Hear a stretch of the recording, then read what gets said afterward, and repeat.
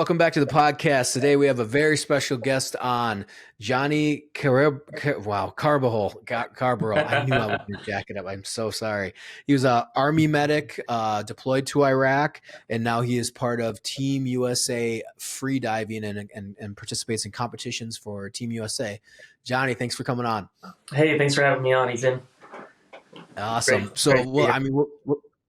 Yeah, I'm pumped that we were talking about a while before we even press record, but we'll get into so what's your Superman origin story or Aquaman origin story of where you from, where'd you grow up, and then how'd you get into the Army? Yeah, it's funny that you messed my name up. That's actually part of like a nitrogen narcosis protocol story. Recently, this guy he did a deep dive and he came up and he was suspected of having nitrogen narcosis because he mispronounced my name. He was like Johnny Carabajal, and they were like, "Are you feeling okay?" And turned out he had nitrogen narcosis, and he got like medevaced out from the competition in Dominica. So it's funny that it can be the new protocol for nitrogen narcosis. Yeah. You're not the first one who messed up my name. Well, I appreciate it. Sweet. So where'd you end up? Yeah, where'd you end up growing up, and where are you from? Yeah, so I was born in Colorado, and I grew up kind of fishing. So my earliest memories were fishing with my dad and some of the lakes up in the mountains, and high altitude, which eventually ended up being pretty good for freediving. I think just like lung development and red blood cells and kind of natural blood doping, and also like a love for nature, right? And a love for fishing, which eventually ended up turning into love for spearfishing. And so like when I send pictures to my dad now of like spearfishing a big bluefin tuna, he's like, "Holy shit!" We used to get little tiny trout together. So I grew up in Colorado, and then we moved to Texas. I moved to Texas with my mom, South Texas, and we had a little property, like 6 acres, and then a couple lots down, my grandparents had a little ranch, and they had goats and chickens. They had peacocks and like guineas. I don't know if you know what guineas are. They're like little weird looking birds. Mm-hmm. And, it was just a lot of time, like just being alone outside with like barefoot. And, we used to go fishing. My mom used to take me fishing at a dammed up part of the Rio Grande River called Falcon Lake. And I used to like wade up to like my waist and just, out there casting and catching wide-mouthed bass. Super fun. Like some of the fondest memories I have are just like bass fishing. It's just really, really lovely to spend that time like as a kid. And, I feel like a lot of the youth today doesn't really have exposure to that kind of nature. Because that really shaped who I am today. I love just being out by myself in the ocean, free diving for, I just do it all day. And sometimes at night, we do lobster diving at night, and it's just the absolute best experience. I lived in Texas for a while. I was in a band program. I played trumpet, and I think that helped with some of the lung development also, and some of like learning like sound and music. Which I think for a diver, sound is really important because you have like interactions with like fish species. Like the other day I was out hunting white sea bass, and you can hear them croaking. It's like a really deep, bassy, like, brr, brr, and you can like feel it in your back, and like all the air spaces in your body vibrate. And like, you're hunting them, and it's so exciting because you're like immersed in their world, right? And visibility. It's like 10 feet viz, you run into them. So I think, and then you also have humpback whales, right? Which is also a really acoustic thing. in Cabo San Lucas, I was doing some dives a couple months ago, and the whales were just everywhere singing. And I did a dive to 85 meters, which is about 270 feet, something like that. And I could just feel the vibrations of the whale songs and the acoustics, and it was just so like it was so easy to relax because it's just like going through your whole body. Like we're made of water, right? So the sound just travels right through you and through all the air spaces in your bones. So I think having that experience in band as a kid helped me to appreciate like different sounds as a diver. And that was an interesting, you just thinking about coming on this podcast with you today, I was thinking about like that connection and how I was going to like piece that together. So, so yeah, I was doing really well, in South Texas, doing really well in school. I was in all like AP classes. I was a pretty smart kid. And my mom, she was, my parents were split up. So my mom married this guy who was like a total abusive, like verbally and like physically abusive. So it was scary for me, and I had to get out of there. So I ended up going to live with my dad, who lived in Colorado, because my stepmom was stationed at Peterson Air Force Base in Colorado Springs. So I went to live in Colorado with him, and kind of let go of the band thing, which was like a staple of my growing up. So it was kind of fucked up from the domestic violence situation. So just kind of like stopped really caring about school, not really doing well, let go of the band thing. But my mom was a Jehovah's Witness, so I wasn't allowed to do sports. So now that I was living with my dad, I could do sports. So that was really cool. So I started wrestling, played football, played baseball. So I started to kind of like develop a physique, especially wrestling. I mean, it's super intensive. I was a wrestler too, so I admire. That's awesome. When I run into another wrestler, I'm like, awesome. It was a wrestler. Yeah, you do look like a wrestler, man. You got that, that like short. We're not basketball players. So developed that physique, and just like learned how to like lift weights and get fit. And how did that go into me getting into the military? I guess I was still like having a hard time with my like the whole situation with my mom.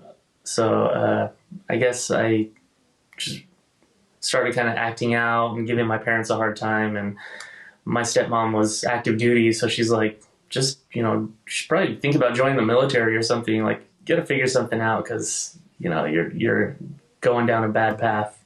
I was drinking and smoking weed, which I mean is pretty common for kids growing up in Colorado because weed's everywhere. But they didn't like that. So I was just ready for a change of scenery.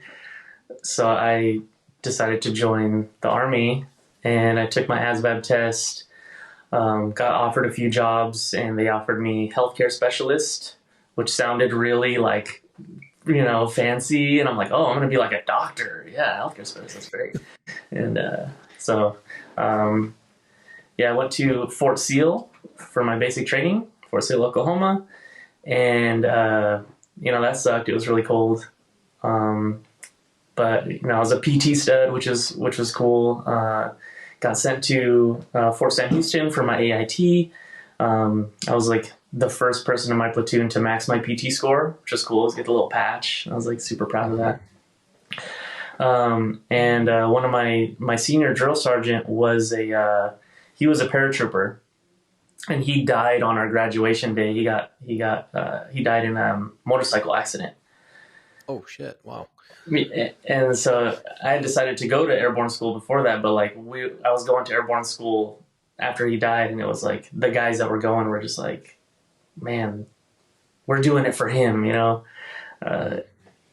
So I went to airborne school. That was really fun, especially like jumping at night, where you jump out and it's like really intense before you get out, and then you jump and you have the silence of just like free falling in the night sky with the stars. And that's really similar to night diving, where you're like weightless, suspended, and you can like lay on your back and look at the stars.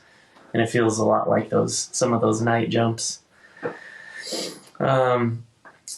So a few guys wanted to go special operations. I wanted to go be a ranger. You know, those go Green Beret or Ranger, and I decided I wanted to be a Ranger. So I got sent to RIP. But while I was in RIP holding, I got impatient and decided to go off base. And you're not allowed to go off base. And I got busted coming back drunk. And so they were like, well, you're going to be a medic in Alaska. Sent me to Alaska. I was pissed. I was like, oh man, I want to be an airborne ranger. It just sounds so cool, right? So I got sent up to Anchorage, Alaska to be a medic in the 3rd of the 509th Parachute Infantry Regiment, 425, so 4th Brigade, 25th Infantry Division.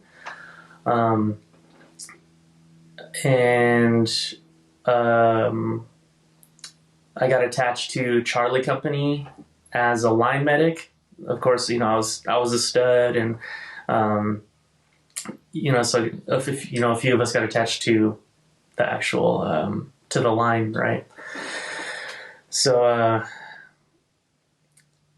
remember standing in front of the company. It was like four of us medics who got attached to Charlie Company, and the squad leader at the time, Sergeant Rogers, he came up and just like grabbed me. He's like, "You're our medic," and I was like, "Oh wow, I'm like selected. It's amazing." I don't know why. He just like felt something about me, or I'm not sure. But he ended up actually being our platoon sergeant. So he got promoted from squad leader to platoon sergeant. And when we deployed to Iraq, he was the guy that basically I followed around everywhere. I was like, his puppy dog. Like, as a medic, I didn't know like logistically what was happening a lot of the times, like what the mission was, or like,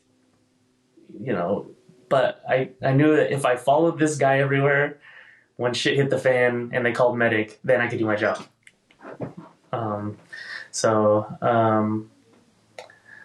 was in Alaska. It was really beautiful there. I was on the Army 10-mile running team and got to explore a lot of the nature trails there in Anchorage on foot, which is really, really beautiful. There were a lot of like moose and grizzly bears. You see like bear tracks and fresh like scat. This was really fun.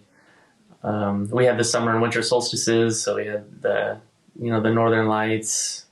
We got to train with snowshoes and cross-country skiing and do like camping in Kwanzaa huts. I mean, it's super cold. We did jumps at night in like negative 30 degrees where you couldn't have any exposed skin. You're wearing like goggles and baklava, just like full gloves. And it was super cold jumps, but really beautiful when you're like in that night sky and you see the northern lights. It's like, holy shit, this is gorgeous. We wore Mickey Mouse boots. I don't know if you know what those are, but they're like inflatable boots.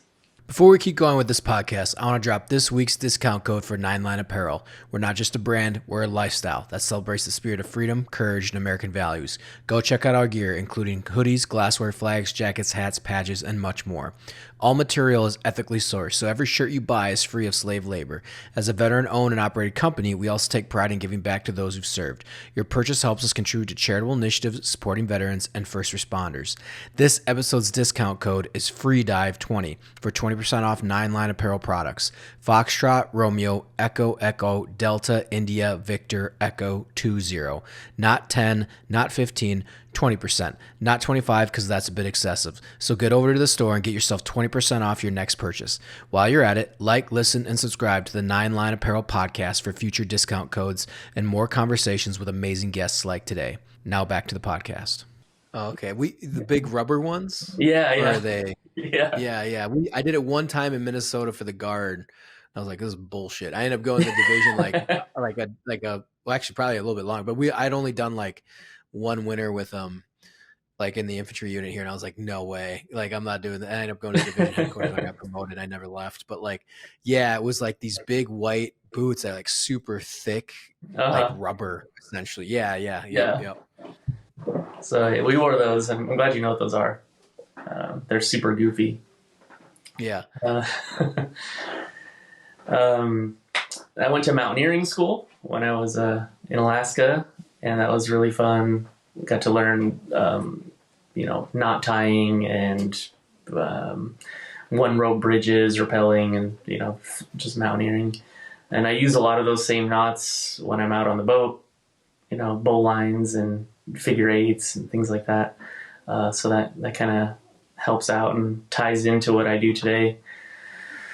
So then I went from, training in Alaska, negative 30 degrees, to deploying to Iraq, where at the time it was like over 100 degrees. So I'm not sure how that training really, tied in and how that made sense, but maybe it was just something about like the extreme conditions. Mm-hmm. But by the time we deployed, I was already like really bonded with my guys. We had done a lot of training together. So I felt really comfortable with them. They were just really cool. A lot of guys from the South, and I just love that. I love that the culture of that we had in our unit. Deployed to Iraq. Our company spent some time all together for the first few months before most of the unit went to Fallujah, and we stayed at Diwania to hold down the whole AO. And within the first month, we hit our first IED, and I got to put my medical skills to the test. And it was when I think about like, well, I kind of go into like, what happened. So it was first vehicle hit a pressure plate IED, and then I was in the third truck, and I ran up with my platoon sergeant. Truck's on fire, and my buddy's Scotty was like in the back seat. And I pull the door open, just like get blown by flames. There's all the rounds cooking off and stuff. And I'm like trying to like grab him to get him out, but I couldn't get him out. So I ran to the second truck to grab a fire extinguisher. And when I came back, he was already on the ground. And I couldn't figure out how to I couldn't figure out the fire extinguisher, right? Which just kills me to this day. But so I threw it to my PL, who was right there. I gave it to him. He immediately just like sprayed him out, and I was able to get to work on him. Right, and then I was working on him pretty close to the truck, and the AT4 cooked off and blew up, and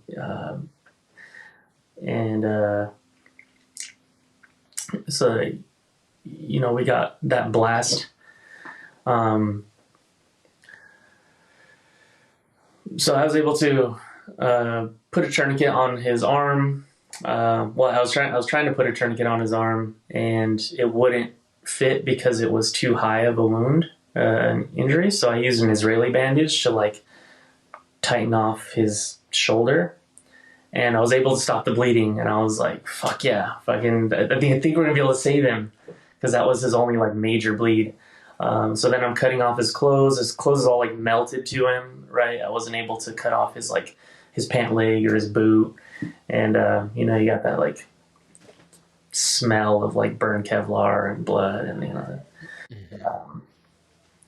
So that you know, I medevaced him, called in a 9-line, I medevaced him. The birds came, picked him up, and you know, we continued on with that day. But you know what? When I think about like what causes PTSD, it's not the things that went right.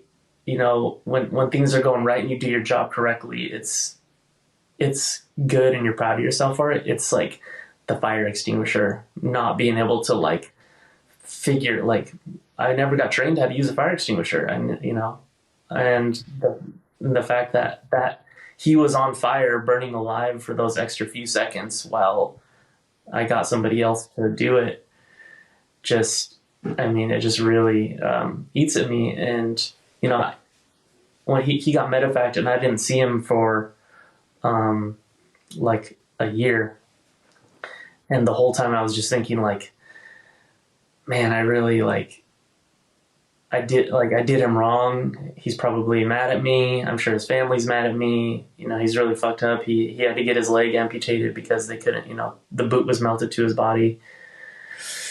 So I was just like, part of me was like, I did that. But when I met up with him later, he was just like, his name's Scott Stevenson, and he founded Tempered Steel. And That sounds familiar. Yeah. and he's just the most positive dude, man. He has like such a great attitude, you know, and like he had no hard feelings. He's like, Doc, man, like, you know, thanks for saving my life. And his wife even thanked me, and I was just like, it felt so good, like so relieved to hear that he didn't hate me, or that like he didn't think that I did something like bad.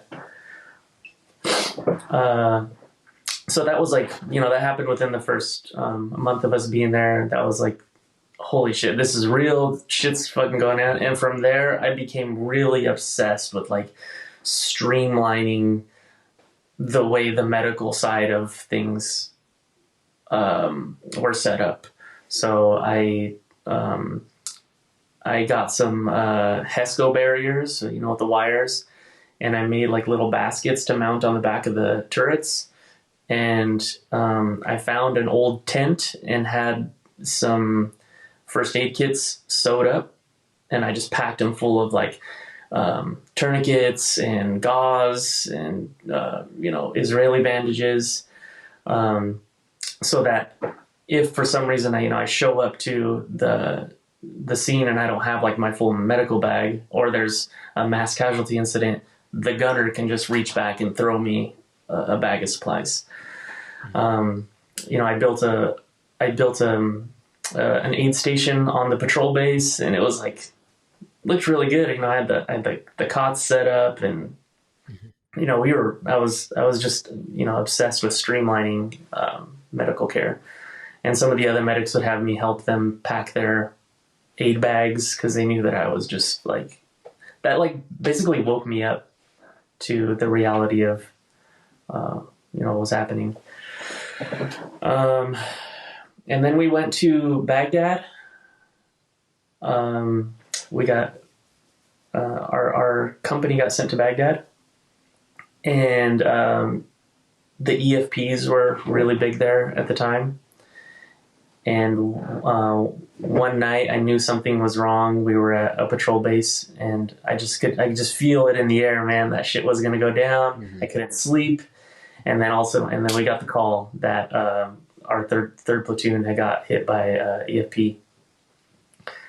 And we responded. We showed up, and I got out of the truck first and ran up on the situation, and I saw the guy, you know, I saw the truck fucked up, and I saw a guy in the turret, and I'm like, fuck yeah, I can do something here. and I get in the vehicle to help him, and like he's in the turret, but he's it's just his upper body, and he's just like hanging in the seat, and like and I have night vision on, so this is all my whole memories in green, and I'm just like piecing together what's happening. The floor is full of just like liquid, which at the time didn't register as like blood. It was like looked like water to me. It was like just really weird. And yeah, it turns out that the EFP basically just like just killed everybody, and nobody survived. I think only the driver survived, and their med.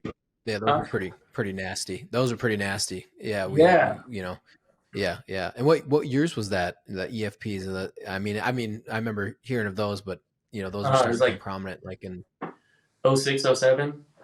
oh, so yeah, that's what I say. Like I got there in 06, so I remember, Mm-hmm. 07, I remember hearing about more, but 06 we didn't run into them as much. But 07, at least for us in our AO, but I know they Mm-hmm. started becoming pretty prominent there in 06. So Yeah, man, those are. yeah, you don't want to. Yeah, exactly. Yeah. There was a striker unit in the area too. I think that's what they were set up for. Mm-hmm. Um, um, so that night, I was trying to help clean up like the streets because it was like dogs basically eating pieces of like body parts, and I was trying to like pick up all the body parts and put them in the bag. And at the time, it really didn't seem much. I felt like very helpful and very like this. Oh, this isn't affecting me. This is great. I have that type of personality where I can just act and not feel any kind of way about it. I feel like numb, and part of me wonders if I was hardened by that like domestic violence situation growing up, that I had to like learn how to harden my emotions, and if that helped me as a medic. Later, I found out that all this shit will just end up catching up to you. Yeah. As we all find out. No, I know. Yep. So that in Baghdad, that was and that kind of changed everybody's attitude from like winning hearts and minds to like now we're just trying to get revenge. Because when you're trained to fight and you're trained to like be in a firefight and shoot, move, communicate, and all that. But when an IED goes off and there's nobody, that's a ghost town, nobody's around, there's nobody to hold them responsible. So when you do finally get a hold of somebody, you're not very nice to them. So, somebody who might be responsible for killing your buddies or, who wants to kill you. So I guess, yeah, so that was like the highlight of Baghdad. The rest of it was just, raids and standard stuff. And then we got sent back to Diwania, right before the rest of the company or the rest of the battalion got sent to Fallujah. So we held down the whole AO, just one company, and that was pretty intense. So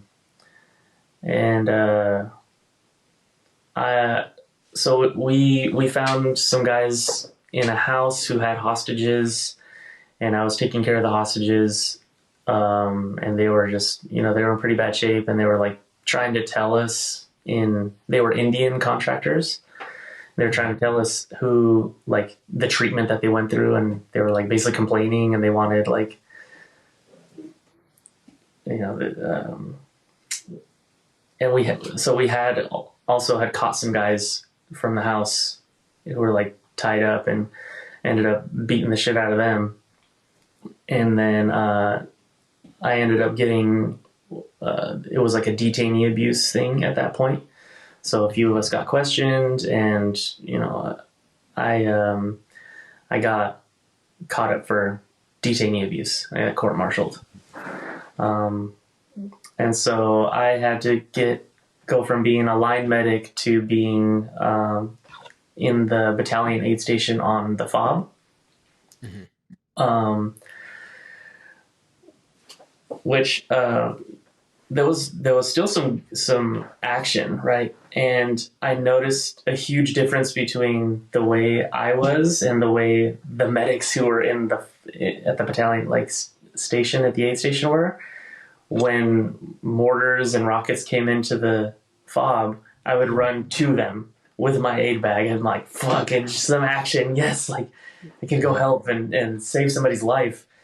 And there was this one girl who would just stick with me and hang out with me. Her name was Sarah Camp, and it was just me and her. And we'd run to the scene, and we'd help them, or we'd take the ambulance on the FOB and go pick up the patients and take them back to the aid station. Or if we had patients come into the gate, we'd rush to the gate, pick up the patients, and I was able to do my job, which was what I love to do. And so I set up the aid station, also streamlined the aid station for the best medical care. It seemed like the people in the aid station didn't really give a fuck. They were just like, it was almost like they're nurses on a night shift, they're just like there passing time. And it's like, we're in a war, and like we have patients that are coming in, and you guys are just so nonchalant about it. So I was setting up the aid station to be more streamlined to accept patients. And then I had to, as part of the court-martial, I had to fill sandbags for a while, which really sucked. I had to build bunkers, but I always had my aid bag. And when we'd get mortars into the FOB, I would grab my aid. I'm like, fuck, I can take a break from filling sandbags and go actually respond to a situation. So I didn't get to spend about half my deployment, which was like 15 months, with my guys. And I'd always go visit them when they were back on the FOB. And, so that was kind of another heartbreaking thing, was not being able to spend the rest of my deployment with them. So I came back from Iraq to Alaska, and got out of the Army.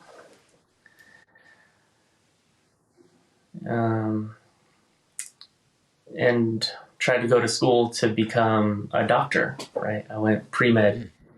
I moved to Arkansas to live with my dad, and went to school out there, pre-med, and I was doing okay for a while in school, and then until I wasn't, right? Mm-hmm. And I started drinking a lot and not being able to pay attention in school, just having like social anxiety, just feeling like really weird. Went to the VA, started getting counseling. I dropped out of school.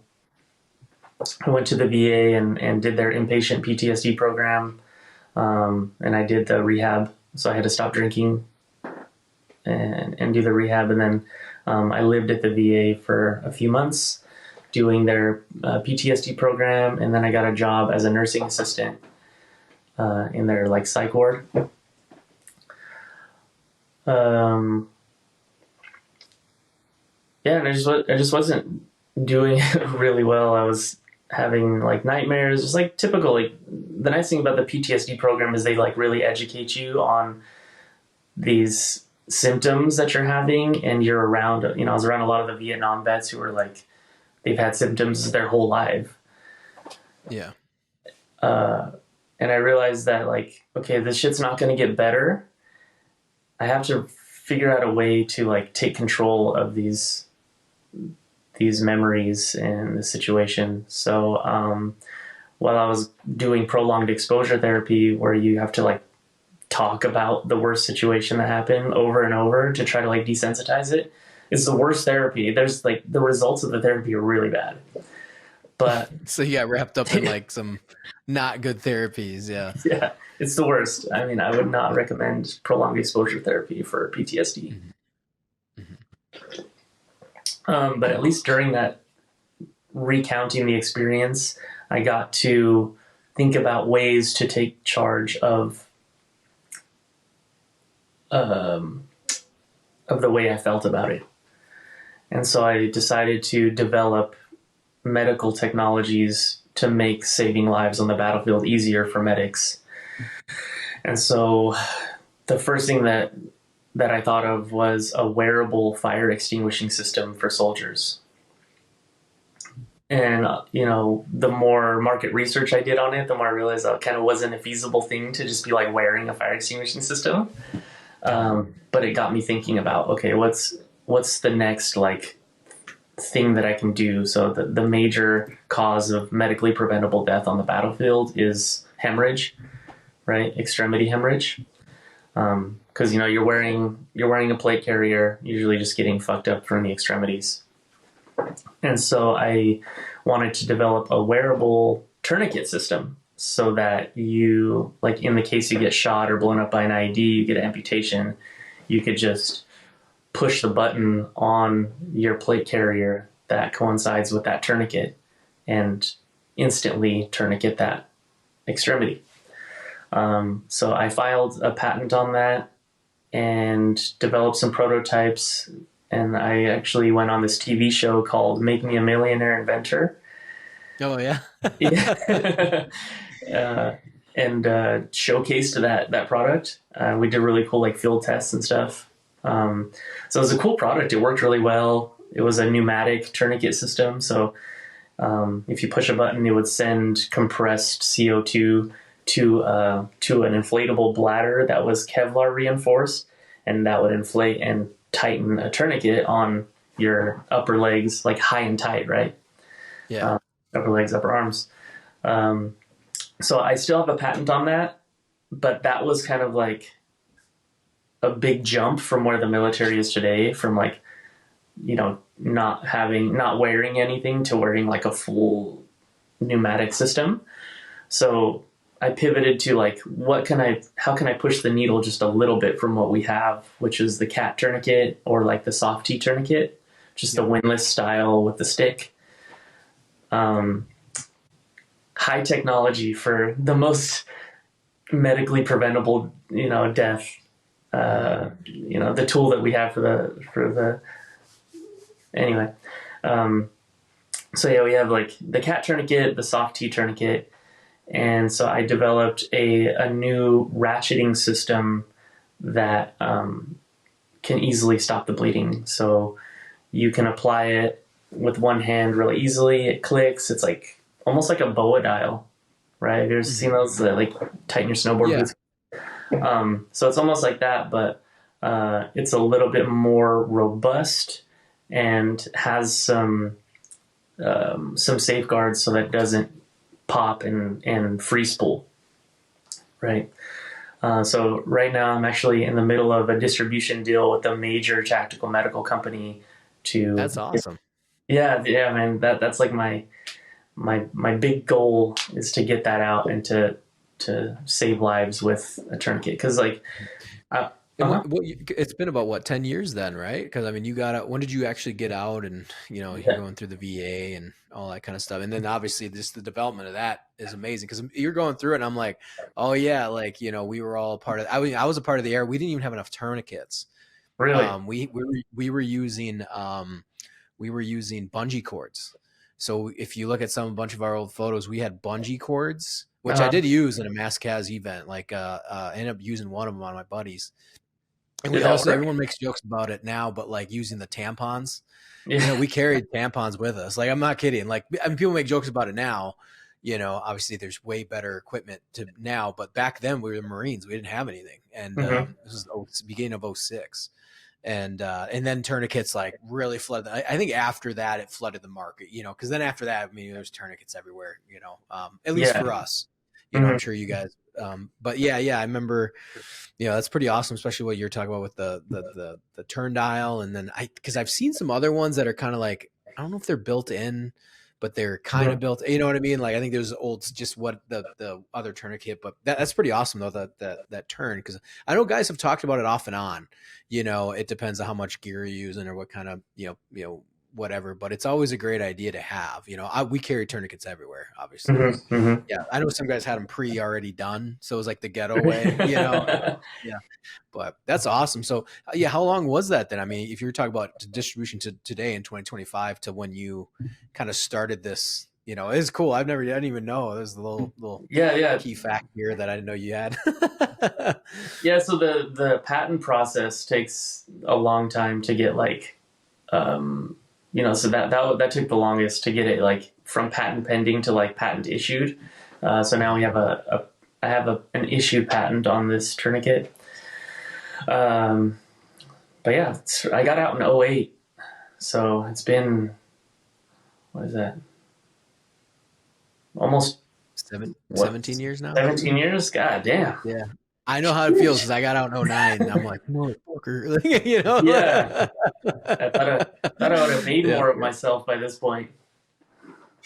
No, you're doing great. You're on Team USA and you got patents going. Yeah. Hopefully they'll pay out. I mean, I'm on your podcast, so it must be good. That's awesome. Cool. So you're working on that, or so you got that process then. And so have you been working on that then like full time, or I'm just like, hey, what's your full time job? But like, was that kind of on your mind then throughout this whole process? Yeah, definitely not full time because doesn't pay anything, right? It's just mostly just sucking money out of my, it's kind of a side gig, a startup. No, my job now is I clean boat bottoms. It's a dirty job, but as a diver, it's kind of an obvious choice, and I don't have to deal with people. I just, I clean the bottom of like big yachts here in Newport, which is, it's nice. It's quiet, and there's a lot of fish, and it's cool. It pays the bills. Yeah, and we'll go. We can jump right into then, because that translates to your job, free diving and getting on Team USA. What was your journey then into getting into free diving, and then the path that it's kind of got you on now? Yeah. Okay. So in developing the tourniquet, I was conducting market research to make sure that I'm developing something that's actually needed, right? So I was going over basically triggering the things that happened while deployed, and it wasn't good, and I was drinking to try to cope with my PTSD symptoms until I found snorkeling. I started snorkeling in Maui, and when I had just this like Costco US divers, like really cheap set, and it was like fogging up when I was snorkeling, and it's like just little tiny fins. But as soon as I got in the water and I saw the reef and these fish, I was just like, holy shit, like this was here the whole time? Like, how come nobody told me about this? And I remember the first time I spent like 3 hours in the water. I got super sunburnt. I was chasing turtles into like a part of the bay that was like, I was getting a lot of swells. So I was like, came back all cut up. But I was just like, oh my God, I found the truth. Like, I love this. I love this feeling. It was the first time I felt like all of my worries and fears and paranoias just completely melted away. And I went to one of the dive shops there, and I saw pictures of like spearfishing, and I saw some of the spear guns on the walls and stuff. And I was like, dude, you can dive and shoot fish. Fuck yeah, sign me up. And I was actually trying to get a job at the dive shop there. And the guy was like, well, you don't even you don't know how to do any of this. So why would I hire you? He's like, there is a guy who does spearfishing classes though. Let me give you his number and you can go do his class. So I hit him up, showed up to do his class, and he walked me through like a basic dry training breath hold. And he's like, okay, just relax yourself, do some tidal breathing, real slow, 10 seconds in, taking 10 seconds out. And I was like, wow, this feels kind of nice. And he's like, okay, now we're going to do a breath hold. Take one last breath and do a breath hold. So I'm like, didn't even take a full breath, didn't really know what I was doing, and held my breath. And I ended up holding my breath for over 2 minutes. And he was impressed, which I didn't expect him to be impressed because he was the pro. He's like, yeah, you're pretty good at this. All right, let's go in the water. Let's go shoot some fish. And, in Maui, there was a lot of current. And I had these little tiny U.S. divers fins where I was trying to keep up with him. He had these big, long carbon fiber professional fins. I was, trying to keep up with him. And he's like, okay, there's a fish here. It's a roy. It's an invasive species. I want you to go down and shoot it. And so we both go down together. He shows it to me, and it's under this ledge. And I'm like, oh, fuck yeah. Get the gun. And I'm keeping up with the current at the surface. I mean, the fish is only 15 feet deep. But I'm keeping up with the current. I go down. I go to see the fish. And I'm just go back up. It's I have no energy after keeping up with the current, right? So that was my first go into spearfishing. But I loved it. I just loved being in the water. Even if I wasn't shooting fish, I just loved seeing the reef, being in the water, being able to fly. Is just absolutely incredible. I love that feeling.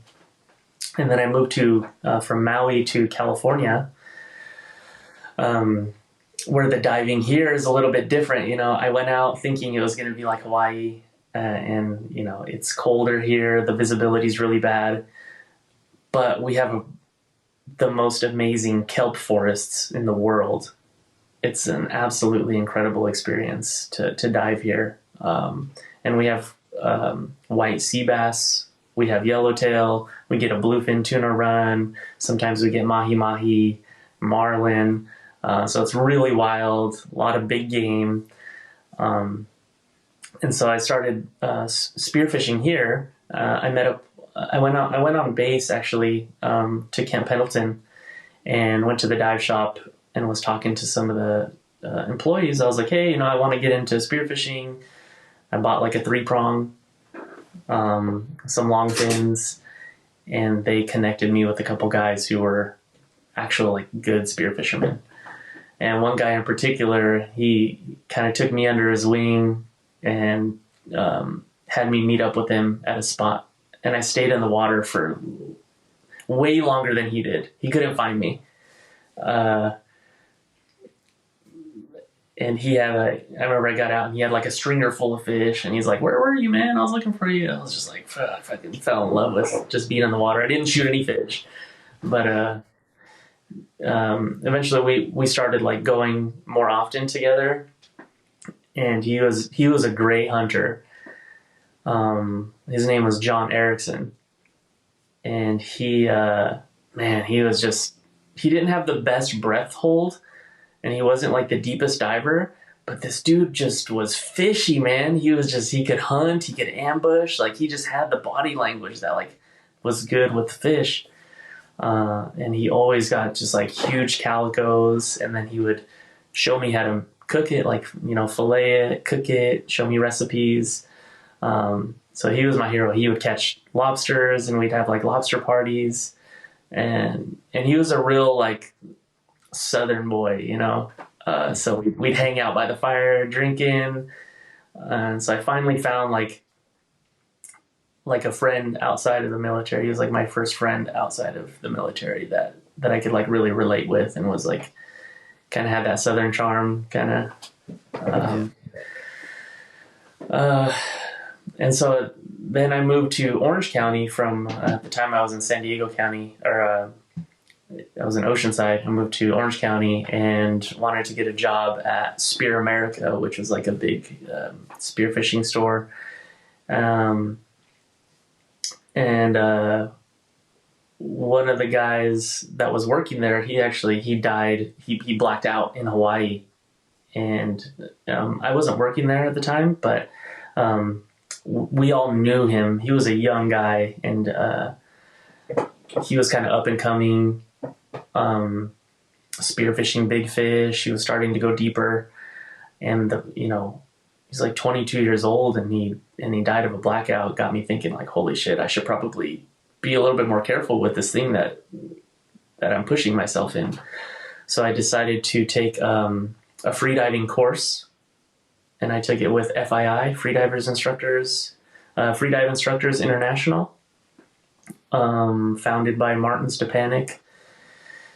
So I took a level 1 course. I did really well, hit the 20-meter mark right away.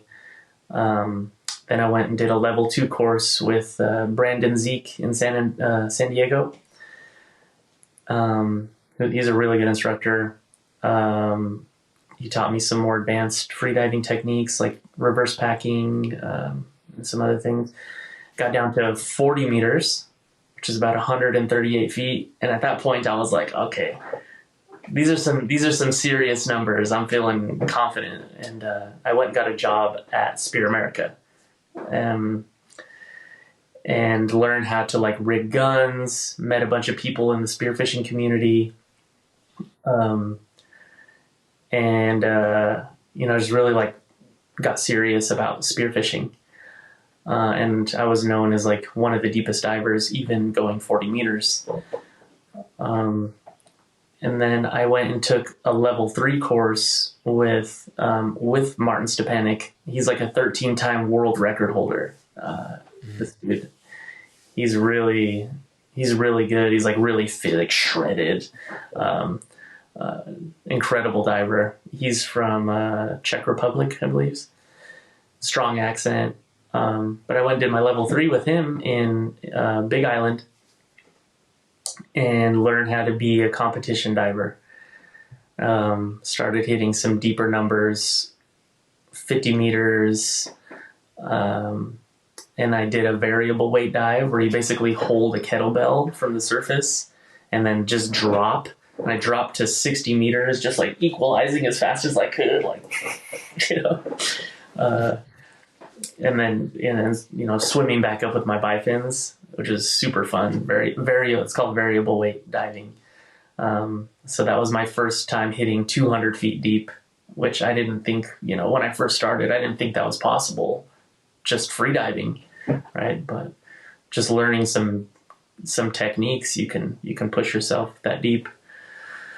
And then when I got back from doing that level 3, I had heard about a guy named Lansley Davis, who is a no fins record holder, and he has a national record for going 80. I don't want to get his record wrong. It's like 82 meters deep with no fins, just doing like a frog kick, which is, wow. Yeah, it's like 270 feet, just like, it's insane. And to this day, I'm not good at no fins. It's so hard. But this guy's, he's something else. Like, he's not human. So I linked up with him and started training with him, and he was hosting a freediving competition called Vertical Green. And I was like, okay, I'm just getting back from my level 3. I took my advanced freediving course, a freediving safety course. I can help you with the safety. And he's like, no, we need you to compete. We really need competitors. And I was like, I've never done a freediving competition before. Like, I don't know, man. I don't know if I'm even good enough. And he's like, oh, don't worry, you'll be fine. I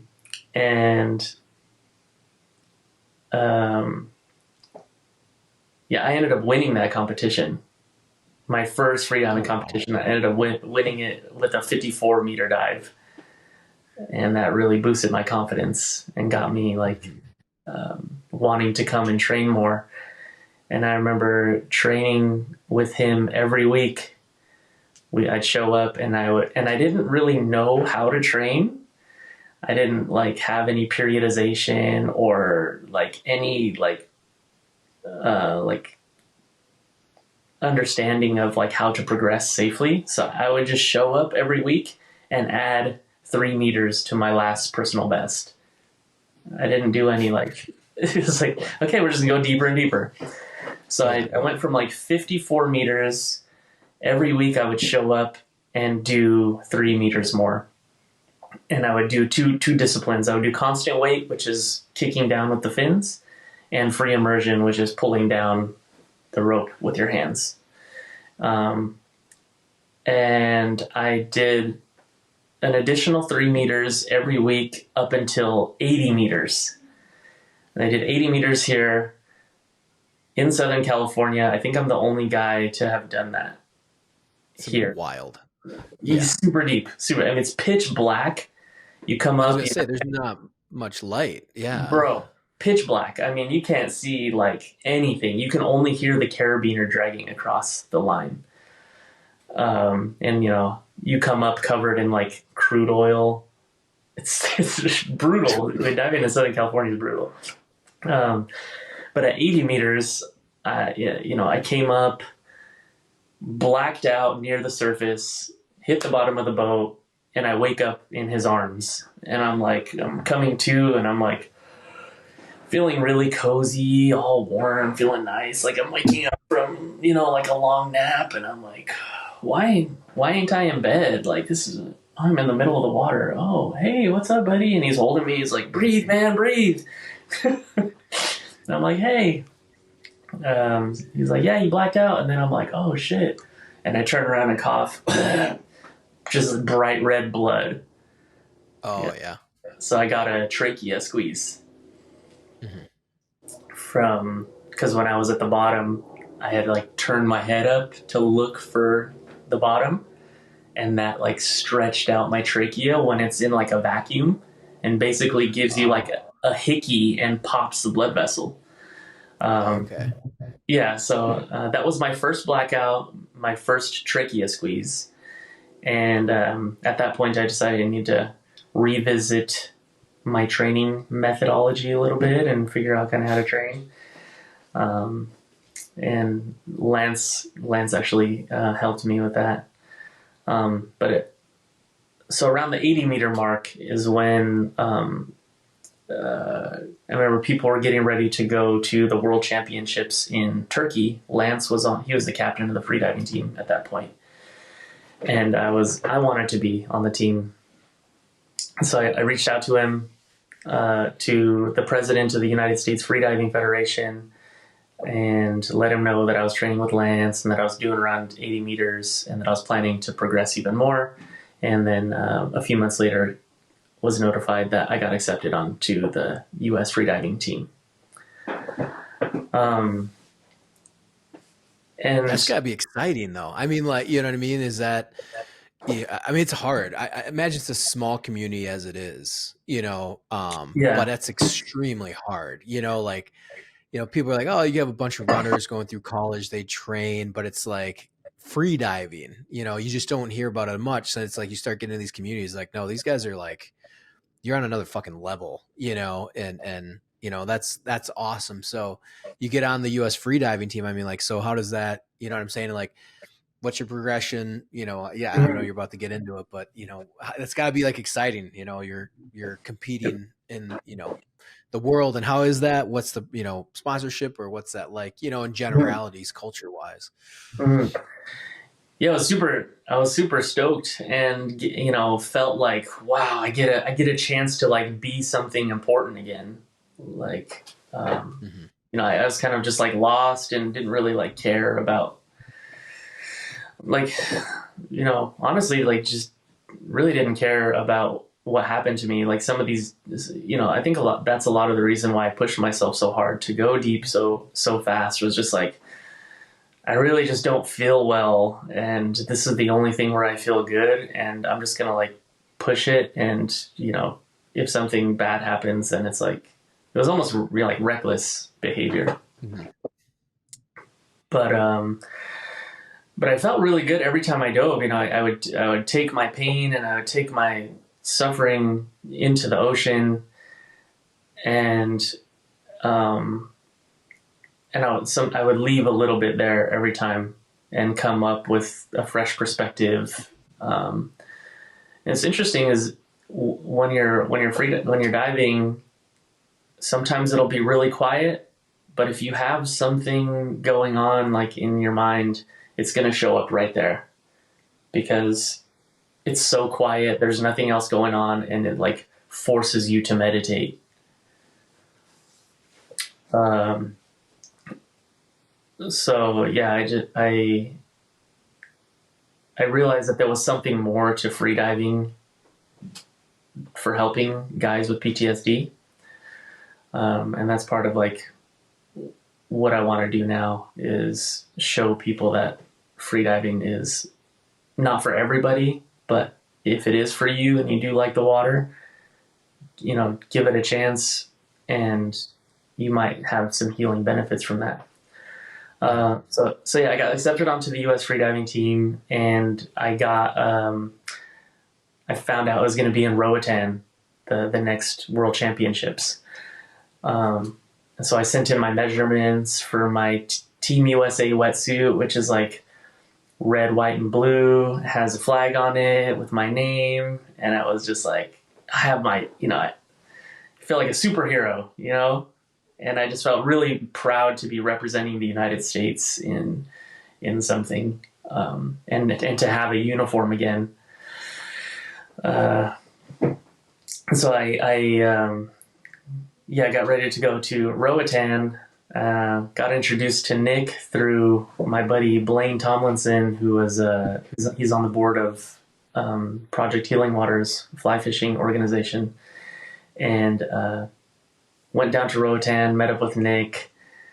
He's a super nice guy. He owns Warfighter Scuba, and he does some really incredible work with veterans. And he has the vision. He had the vision long before I did that. Diving and being in the water could help soldiers, like specifically Purple Heart guys, to go from being so limited and restricted on land, and like some guys are showing up with like literally with no legs or showing up in on a wheelchair, and then they go into the water and they're completely free and flying, and they don't have the pain because they're suspended.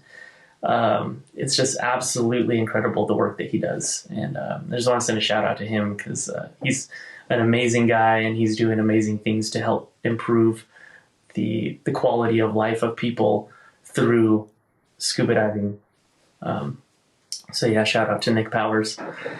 So I linked up with him. He's like, "Hey man, I really like what you're doing." I had some phone calls before I went down there, and he's like, "I really like what you're doing with freediving. I've always been interested in freediving. I just built a guest house. You can come stay here for free while you're competing." And I was like, "Dude, that is awesome!" Because like right now I can't afford to come to the World Championships, and so he made it possible for me. So he was, I'd say he was my first sponsor, really, by providing me with the housing. So Warfighter Scuba, first sponsor. And while I was there, I introduced him to like a lot of the freedivers. Alexei Molchanov was like the world champion. We were hanging out a lot and talking a lot about what Nick does as far as the healing properties of scuba diving for veterans, and then we were talking a lot about like free diving for veterans. And then I did actually competed in the World Championships. Did some big numbers, like I did 88 meters in constant weight. I had my first big blackout in competition, which was I did a 100-meter dive and blacked out at the surface with like my whole family watching on the dive eye. And when you do the shallow water blackout, I mean, it's like, Yeah. how does that affect you then? I guess, like you said, you're doing 100 meters, which is insane, with 300 feet, and now you get to I imagine that dings you for, I don't know, the rules or whatever, however that Uh, works, or and you're that close. And is there a reason why that? I mean, like I said, you're like, if you are right there within 10 feet, or because I've seen it too. I've seen some of the videos, and it seems like everyone always gets to about, right there, and it's like boom, it's like the yeah, yeah. last of the breaths, which obviously you're competing, so that's probably more Mhm. normal than usual. Yeah. So what's the rules behind that, or how does that work? Yeah, so unfortunately, that's a red card. So you wake up from your blackout, and they're like, "Hey, sorry you didn't make it." Oh, Yeah. fuck, I blacked out in competition. But yeah, most people they because your limit and you're pushing yourself just like 1 meter at a time. You're usually blacking out at the last part because that's your hypoxic limit. And during your dive, the partial pressure of oxygen actually goes up in your tissues. So you feel great. You feel like, when you're 100 meters deep, you feel like you could live there. It's like Yeah. it's like a party. You're high. It feels great. But when you come to Yeah, the I know some guys get that on dives. I think it yeah happened to Nick once. He's like, everyone's feeling great. I was like, yeah, we need to get the fuck out of here. We need to start going to the surface. yeah Yeah. no, I mean with scuba diving you get more nitrogen narcosis. Yeah, And that's what it was. Yeah, yeah, yeah. I should probably learn that. I'm trying to do my dive masters, but yeah, yeah, yeah. I mean that is like full on like being drunk, right? Like, you feel great. Mhm. With freediving, we don't get that so much because you're not you're not breathing in a bunch of air, which is like 79% nitrogen. Um, you just have that one lungful. You can still get it, and we have decompression protocols after diving over 80 meters where you go down 5 meters on 100% oxygen to flush out any excess nitrogen because you can get a decompression sickness. You can get a nitrogen bubble that expands and gets stuck in your brain and causes a stroke. Yeah, there's definitely a risk of that. But yeah, most people they'll black out at the surface because of that reducing partial pressure of oxygen, and your lungs are expanding again too, so you get all that pressure on the blood vessels and the heart. Um, yeah, yeah. I blacked out again at 100 meters. I blacked out this last year in Greece too, doing 105 meters by fins. But yeah, it's just part of the game. Mhm. What is then the winning number? Or did they set it every year? It's like, can you reach 105? So doing, are there years where people don't, or, to some like one or two people, because you said you were 100 and then they moved it to 105. So did somebody hit 100, or, Yeah. how do they determine that? Because you're not, or do you sometimes do people blow past it like, F it, I'm going further, so I really set it. How does that work? So it's on a personal level. You can announce your personal depth, and you know, the guy who won it was Alexei Molchanov, and he did 136 meters. Jesus. Okay. So he blew everybody out. Yeah, yeah. Yeah. He's a beast, dude. He's a total Yeah. beast. I mean, he's been diving. His mom was a world champion, and he was Oh, okay. diving. I think she was diving while she was pregnant with him, and so he has like He's physical built for it. adaptations. Yeah, I mean, he's Yeah. just got like huge legs. Just he probably has a bunch of like physiological adaptations, like genetically. Yeah, he's a really incredible guy too. Like he's spreading the culture of freediving. Um, but yeah, it's a personal thing. You can announce based on your personal limit. The national record right now is held by Tori George, who did 117 meters with a monofin, and so I'm a little bit quite a ways away from getting a national record. I'm about 16 meters away, but I'm on my way. Yeah. And I'm the seventh American to reach 100 meters Worldwide. Yeah. And Torrey George, he got decompression sickness. He actually had a stroke from nitrogen narcosis, and so a lot of the community is learning from him. And he's putting out a lot of YouTube videos about kind of like what not to do and how to train in a better way so that you don't end up like fucked up like that. Huge shout out to him too. He's one of my mentors. That's pretty cool. Like even in the community, like it seems like, you once you enter into it, I won't say you're hanging with the big dogs, but you're hanging and getting mentored by the elite, because it's such a, like I said, it's an elite community within itself. And then once you enter the competition, it's like, oh no, these are like, there's like 10 people, or something, you know what I mean? It's a very small community where you are all feeding off each other, at the highest levels of free diving. And so the Czech guy, so is he's the one that's blowing everybody out of the water. Is there anybody that's like challenging him at this point? Like I said, you're getting to the 100, he's blowing it out at like 170 or 136 or whatever. What is there someone that is challenging him, like say from just a different country or anywhere else, or is he just absolutely crushing? Yeah, no, there's some guys that are up there. The day that so on the same day, somebody took his record at 134 meters, and then he came 5 minutes after, dove 136 meters and took his record back. Jeez. So that guy was it's the like world champion. Crushing. Yeah, dude, it's like, yeah, fucking world record. 5 minutes later, just got it stripped from you. But yeah. It's incredible. That's wild. So what is the culture like, and what's the you guys are all finding sponsors, like obviously it's not the NBA and it's not Michael Phelps or anything like that. Right.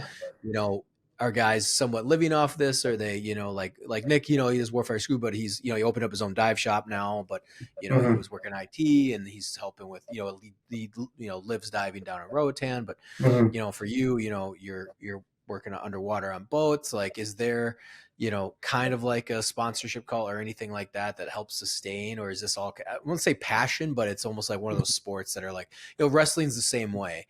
There's no money in wrestling. Now you can go kind of do the UFC, but like the years of us in our generation growing up in wrestling are like, no, it didn't exist. It was like all the national champs and like Olympic champions were like, yes, I'm going to go be a school teacher now, because they'd go to the U of M here in Minnesota, and they could produce a lot of good dudes in Iowa. They're like, oh yeah, these guys are national champs, Olympic, blah blah blah, and then it's like, I got to go back to my day job, Right. Like in between, there's no like sexy fanfare. You're not doing Nike commercials, what's that culture like then for, like I said, you're at the highest levels, but then for that culture then for free diving? Yeah. It's like you said with wrestling, right? Like we're not, I don't have a sponsorship by Nike or something, or like, I'm not paid. We do have, the United States Freediving Federation, which is a nonprofit who, they raise funds for us, and then they'll pay our competition dues for the World Championships, and then we get sponsorships through like from Surfer for some gear, and Molchanov's, which Alexei Molchanov is the world champion. He has a company called Molchanov's, and they provide us with wetsuits and fins. One of our other sponsors, Evolve from Hawaii, they provide us with gear as well. So there's no shortage of like gear sponsors, but the actual like the actual money, right? The actual like financing for traveling and training just isn't there right now for the United States freediving team. And there's some countries that they are subsidized through their country. Like I believe the French and Italians, they get money from their government as like a recognized, team. And I'm pretty sure that we're gonna that freediving is going to be an Olympic sport within the next few years. So I think we'll get a little bit more support once that happens. Yeah. Right now, it seems like we're kind of a niche thing. Kind kind of looked Well, at they it had as like, breakdancing at the World Olympics that has been made a mockery. Maybe a slot will open up for free divers. yeah, right. You'd be like, Oh hey, we'll God. take that spot. We can measure it. It's easy. You just got to find a pool of water. Hmm. It's all good. Yeah. Yeah, man. Well, that's awesome. I mean, that sounds great. So what's your next competition and what's your next kind of like goal? I have a competition coming up at the end of the month in the cenotes in it's called Shabalba, and it's in Cancun.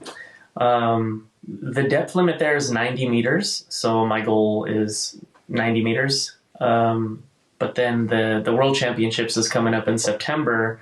My goal is to hit somewhere around 108 meters. I've been working with a coach. His name is Benoit Frachet. He's French. He lives in Cabo San Lucas, and he was just kicking my ass for the past like month in the pool and preparing me for a pool competition. So he introduced me to some new techniques and was helping me with my diet and stuff like that.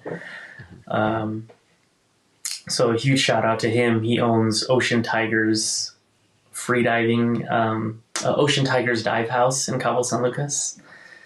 So yeah, shout out to him as my coach. But wait, what were we talking about? Yeah, it was like the next competition. Yeah, the next goal, I Oh guess yeah. you would say. Yeah. Oh yeah. And then the world competition is going to be in Greece. You said in September. Yeah, Greece in September. Yeah, hoping to do some big numbers. Not quite yet getting a national record, but definitely on my way to getting there. I'm going to be giving a talk next month at the AIM conference in San Antonio. It's Academia, Industry, and Military, and I submitted a paper about freediving as a treatment modality for PTSD and for human performance. So we're going to be talking about. I'm going to be talking about my personal journey as a veteran. Learning how to freedive, and then how the mammalian dive response can actually address some of the symptoms of PTSD, like specifically bradycardia, which is like the slowing of the heart rate to become oxygen efficient. That actually has like a lot of calming effects. And you also have brainwave activity being affected by the mammalian dive response. You get like a slowing of the brainwave activity to like more of like a theta wave, which is only achieved by like really advanced and experienced meditators, but you can achieve it yourself by just putting your face in the water. It's incredible. Then you get like peripheral vasoconstriction of the blood vessels. So you get like a sympathetic and parasympathetic activation of the nervous system, which can help to rewire some of the, to rewire your nervous system and help you with PTSD symptoms. So yeah, I'll be giving that talk next month, and I'm really excited about that and hoping to generate some interest for maybe we can get veterans to come through some freediving courses. I'm not an instructor, but I have friends who are instructors, and would love to get and it was cool that we were talking before about like infantry, right? And how infantry does the heavy lifting. I guess my target audience was I was always trying to make it for like special operations, trying to like reach up. But the more I think about it and talking with you, I think gearing it more towards infantry would be more effective and more valuable. So it'd be cool if we could introduce freediving, maybe not so much depth, and you don't have to be in the ocean, but like breathing, static exercises, breath holding, increasing CO2 tolerance, pool work, like dynamic freediving where you're holding your breath while you're swimming underwater in the pool. That can be effective for human performance in the sense that you're building more red blood cells as a response to hypoxia. So it's like a natural blood doping. And you can only get that usually with like high altitude training. So you can use freediving anywhere. If you're stationed, in Minnesota, you can go freediving in a pool and build your hypoxic tolerance, stimulate the production of red blood cells, and train yourself for high altitude. Oh, wow. That's pretty cool. I did not know that. That's awesome. Well, I mean, this is all like amazing stuff. Where can people find you if they want to support you or if they want to find you in general? You can, I'm pretty active on Instagram, so you can find me at divewithin33 on Instagram, and just send me a message if you are interested in freediving, interested in supporting the United States Freediving Federation, or just want to chat about spearfishing, anything like that. I'm connected with some spearfishing charter companies here in Southern California, so if you want to come and hunt some white sea bass, learn how to harvest your own food sustainably from the sea. We have a really good bluefin tuna run. I can teach you how to like harvest scallops and things like that if you don't want to have a gun, right? Or if you just want to do like underwater photography and swim through the kelp forest, just reach out to me and we can make that happen. Awesome. Well, thanks for coming on to the podcast. Hey, thank you so much, Ethan. Thanks for inviting me and letting me share my story. I was really nervous about coming on, but thanks for making me feel comfortable about it. No worries. Well, I'm glad I can make you feel comfortable. Thanks, bro. Thank you. And stay wet, man. Hope you get back in the water soon. Yeah, hopefully. All right. All right, brother.